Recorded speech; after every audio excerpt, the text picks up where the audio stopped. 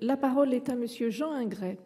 Bien, merci Madame la Présidente, mes chers collègues, Madame la Ministre. Ce matin, je vais vous amener, Madame la Ministre, dans les Vosges. Je sais que vous aimez bien ce département pour y être déjà venu plusieurs fois. Et je vais vous emmener à Édoual, commune au cœur des Vosges, commune dans laquelle il fait bon vivre et commune dans laquelle, j'ai envie de dire, il fait bon grandir.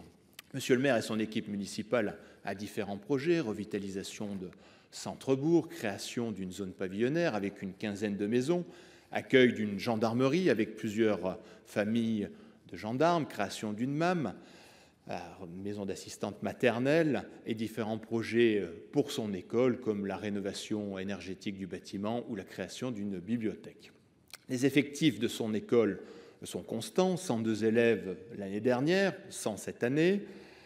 Et pourtant, monsieur le maire est au cœur d'un tourbillon. Une classe va fermer à la rentrée prochaine, c'est en tout cas ce que lui a annoncé la DAZEN, alors que, madame la ministre, monsieur le Premier ministre, lorsqu'il était ministre de l'Éducation nationale, avait annoncé dans l'une de ses promesses qu'il y aurait plus de concertation avec les élus ruraux et les élus en général, et que naturellement, des prévisions seraient faites en fonction des projets municipaux, en fonction de l'évolution démographique et bien nombre d'autres facteurs qui conduiraient éventuellement à une fermeture ou à une ouverture de classe. Alors, Madame la Ministre, ma question est simple. Qu'en est-il des promesses qui ont été faites ici au Sénat concernant l'école rurale et qu'en est-il de différentes propositions qui ont pu être énumérées ces derniers mois? Je vous remercie.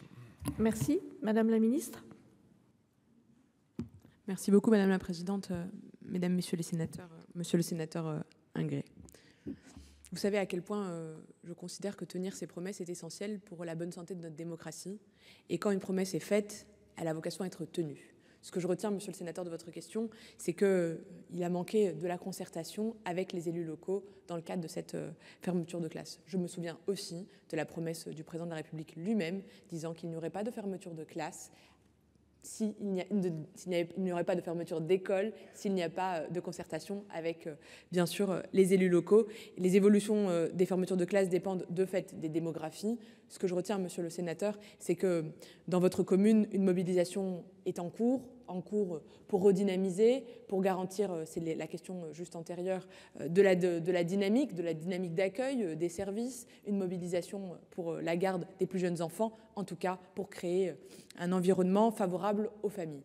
Monsieur le sénateur, la mobilisation de la ministre de l'Éducation nationale sur la question de l'école rurale en particulier est importante. Nous devons l'égalité à nos enfants dans l'accès à l'enseignement, bien sûr.